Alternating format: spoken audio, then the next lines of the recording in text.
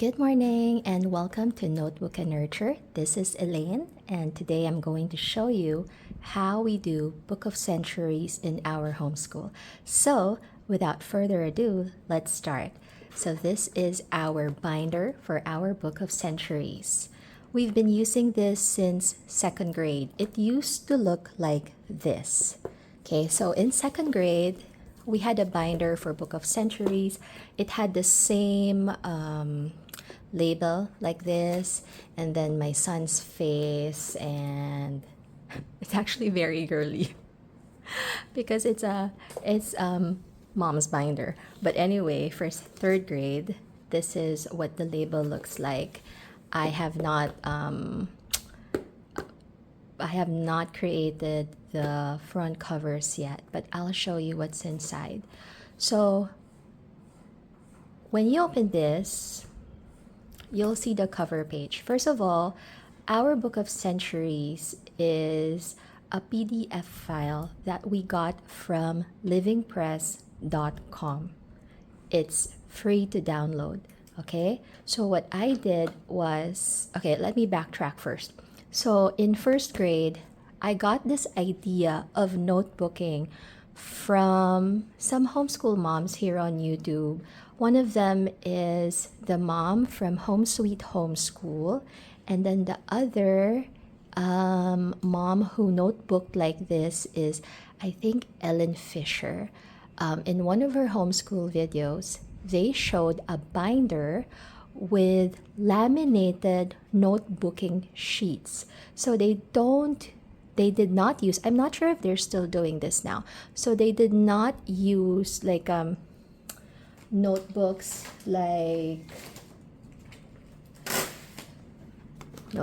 this, you know, like there are already a set number of pages, okay? Or at least that's not what they showed on the video. And then I know that some homeschool moms also use like sketchbooks.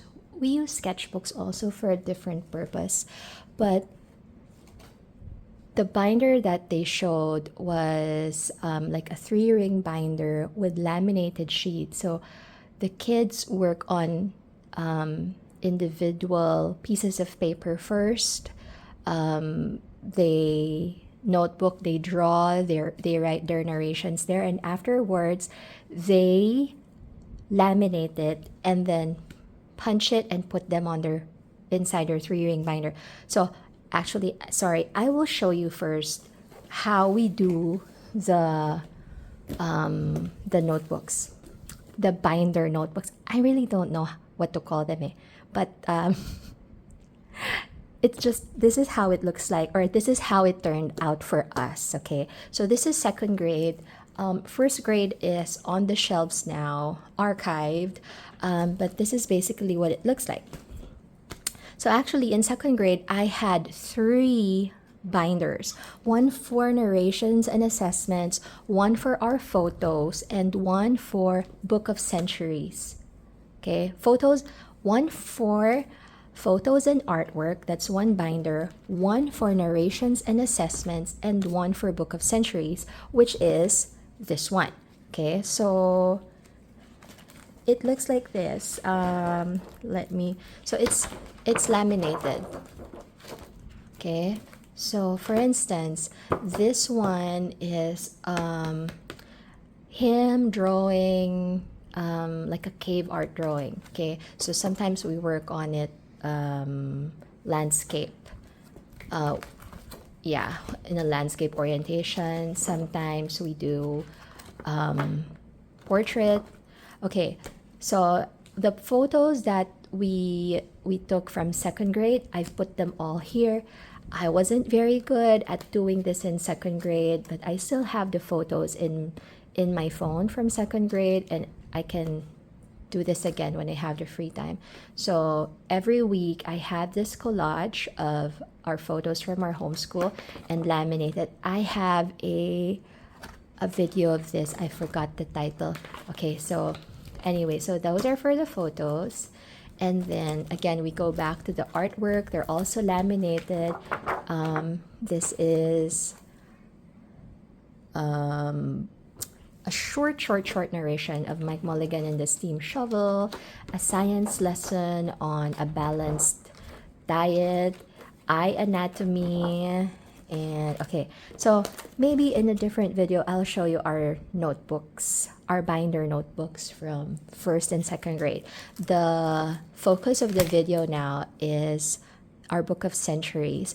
So I will refer back to these laminated sheets later on when I explain how we do our Book of Centuries. So I just show you that as an example. Okay, so we're back to our Book of Centuries. My video got cut off, sorry. I don't know why, for some reason. I don't know if your phones do that also, but they just suddenly stop recording even though I didn't press anything. But anyway, so this Book of Centuries, this is a PDF file I downloaded from livingbookpress.com. When I downloaded it, it's free. It was free. I haven't checked the website recently, but I'm pretty sure it's still free. But of course, if you buy the hard copy, the printed Book of Centuries, then it will cost something. But this one, I chose to download it because we also live in the Philippines. And also, I'm really not good at I don't know if you also share this, but I'm not good at being consistent when it comes to, like, when you're using a journal or a notebook, and then I just get a little bit, the term would be OC, although that's not the proper way to use it. I get a little bit OC when, for example, my handwriting's not good, or like my drawing's not good, and I know, like, I don't like this particular page, so I want to tear it out, but then it doesn't look nice anymore. I feel like I destroyed the whole notebook already. That's why I often use spiral bound notebooks instead of the stitched kind, okay, because it's easier for me to tear out the pages. But anyway, I digress. Book of Centuries, free to download at livingbookpress.com. So what it looks like is, inside you'll have I have laminated sheets. This page is not part of the file. It's just something I created for Jacob to write down what his definition of history is. And I'm sure as his knowledge of history grows, then that definition could change or evolve, So this is where the actual file starts. So what I did was I printed all the pages of the file, but what I did was, for every page, so for example, this is the first page, this is prehistory, okay? So I printed this back to back, the same page. So this is prehistory, this is also prehistory, okay? So, and so on and so forth. So that means for each time period in the Book of Centuries, there is one paper allotted for it, back to back, okay? So I'm not sure how many papers I've used in all, or how many pages there are, but that doesn't matter because my idea is, so my son draws on it. So for example, we learn something from history or science, a scientist or an artist or a composer or anything basically that we want to put. Actually, I like our Book of Centuries. It's still sparse, and that's okay because we are not pressured to put entries on it every day. It's something like, it's very flexible. I'm not too strict about, okay, for every lesson we have to take out the Book of Centuries and enter it. It's not like that for us. We are not a pure CM family. Actually, we're not even Charlotte Mason homeschoolers. But this is one method that I appreciate from the philosophy. So yeah, okay. So like I said, I just have here clear book sheets. But these are temporary. This is not really how the end product will look like eventually. Okay, so let me take you. Okay, I'll give you an example. So we are in. Okay. We are in 2599 to 2500 BC. This is actually what we worked on the other night, Sunday night, and I showed this in yesterday's video. So Jacob glued this picture of Mohenjo-daro on the period of 2599 to 2500 BC. At the back, in second grade, we already learned about ancient Egypt. So he learned that the Great Pyramid was also built around this time. Okay, and he writes the caption, okay, the Great Sphinx was also built around this time. Okay, and then when he saw that Mohenjo-daro was also in this paper, he realized that these places were built around the same time. Okay, so not the exact year, but at the same period. Okay, so what will happen is, I am a bit confused. Okay, so this page should actually be here. There are two papers in each clear book. Kasi. Okay, so what will happen is, ba't ko ba binalik? Okay, i-explain ko muna. So what will happen is, once these pages have been filled, then I will laminate them. Okay, and then if we still need to print more of the same time period, then I can just do that, and then it'll just continue like that. We will never run out of space because we will just keep printing and printing and printing the pages, and once they have been filled, they will be laminated, and then we will just arrange them on the in the binder in chronological order. Okay, so again, refer back to the laminated sheets in our notebook binder.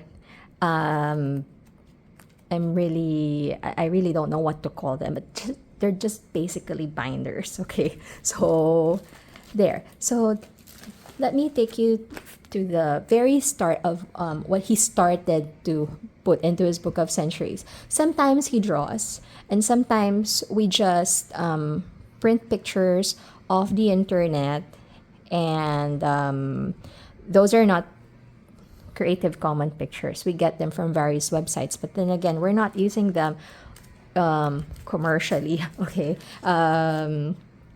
So this is from prehistory, when a saber-toothed tiger entered a cave. Okay, so this might cause a little bit of controversy, but this picture was in reference to a book called Life in the Great Ice Age. Okay, it's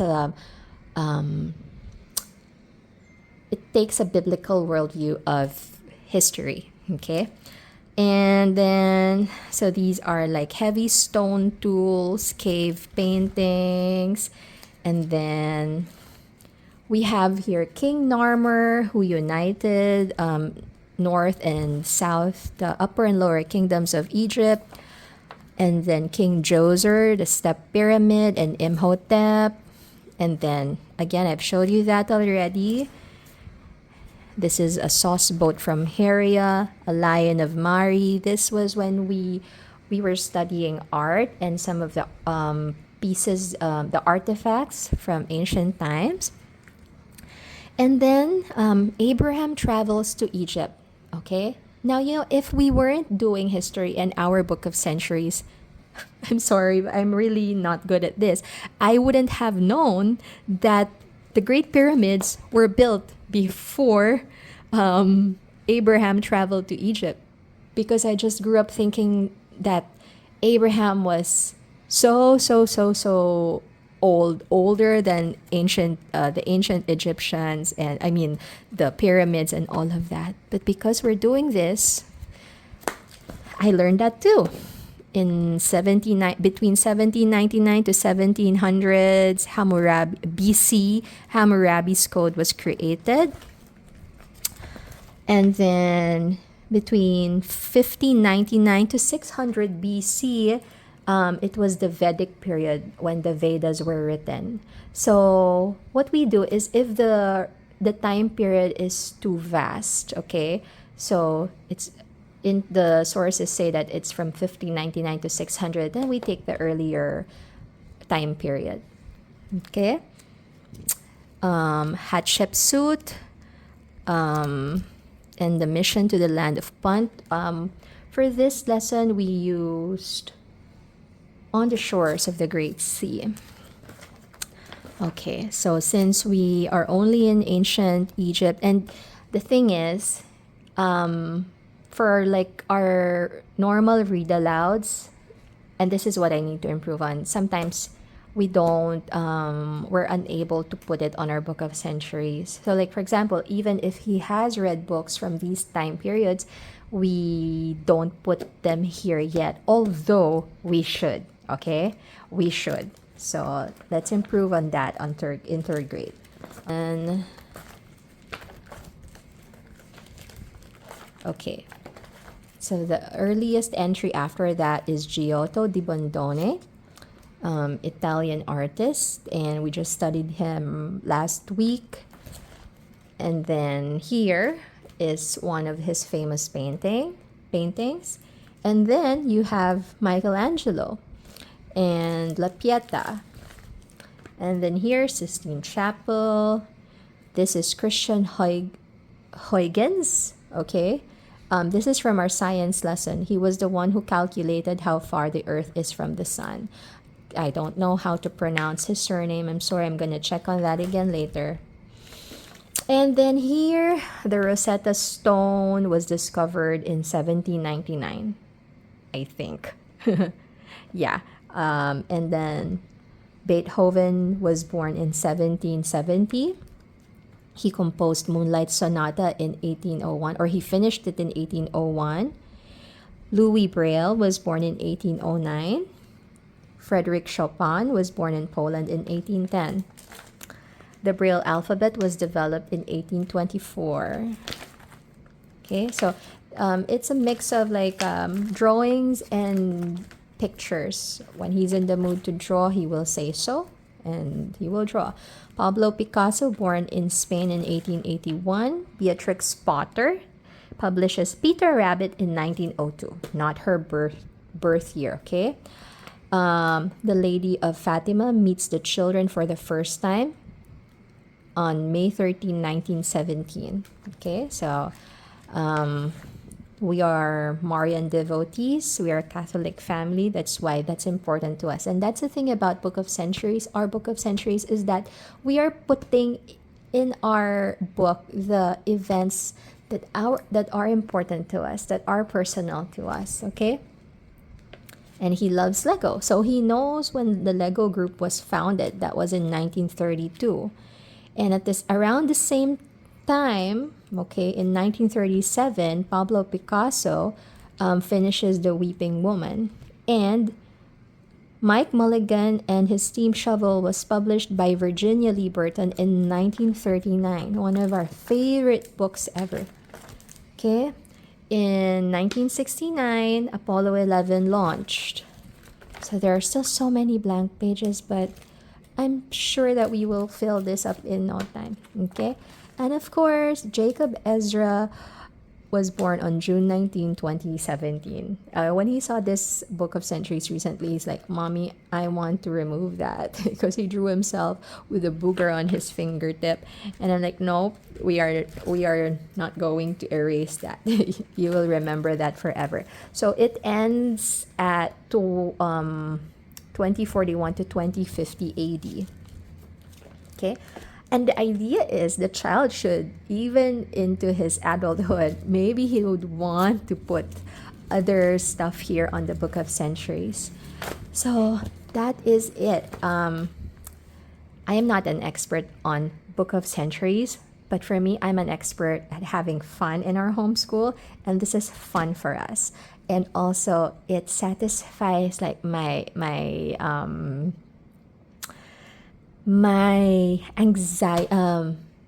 anxiety. It helps me deal with my anxiety over like feeling trapped in a journal, because if something's not working, if a page is not working, we can just replace it, we can add on to it, we can do a lot of things with it, and it's very, very flexible. So again, the clear sheets are temporary. Once the pages have been filled, then just laminate them and put them. Even though there are laminated sheets and then clear sheets, it's a work in progress. That's what I'm saying. That's my point. It's a work in progress. And we love doing this so much. But of course, we need to be more consistent with it. But so far, it's working. Our mentor in our homeschool, hi, Teacher Monique, she suggested a timeline on the wall, which is also a good thing. Okay. It's just that for me, I like the feeling of like, this is a book, this is compact, and even though it's big, I can bring it anywhere. Okay, so that's it. This is our Book of Centuries, and if you have any questions, just ask them in the comments. Okay, some questions that I got from on my previous videos when I showed our binder is, where do you buy the binder? For those who live in the Philippines, who are homeschooling in the Philippines, or simply just stumbled upon this video and want to know where we got our binders, they are from Shopee. And the size of this binder, I believe, this is 2 inches. The brand is Comix, Comix, if I'm not mistaken. If I am mistaken, I will put it in the description. Okay, there is also another brand called Smarty, Smarty. I'll show you. This is a Comix binder. Okay, I'll show you what the Smarty binder looks like. So this is what a Smarty binder looks like. These are, again, this is from last year. These binders are from last year. And these are my new ones from this year. They are A4 sizes.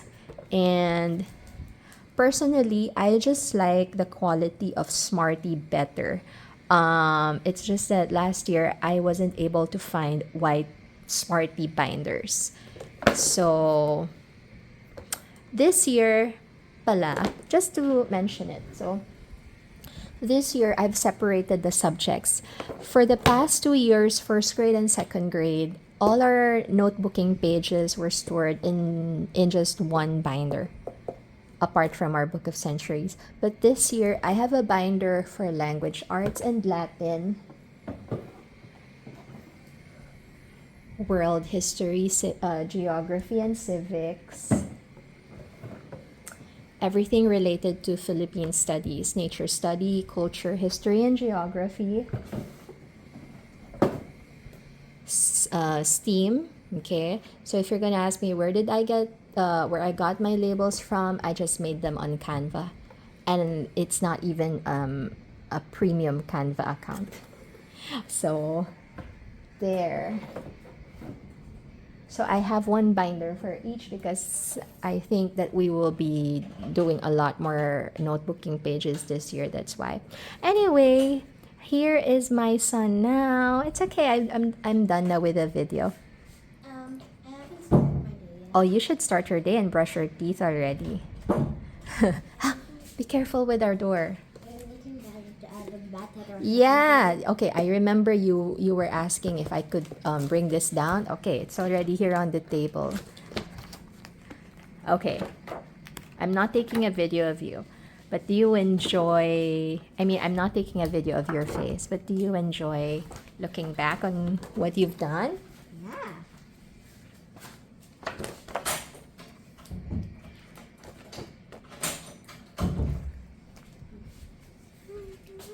Okay, he especially likes, what is this? That's a goblin.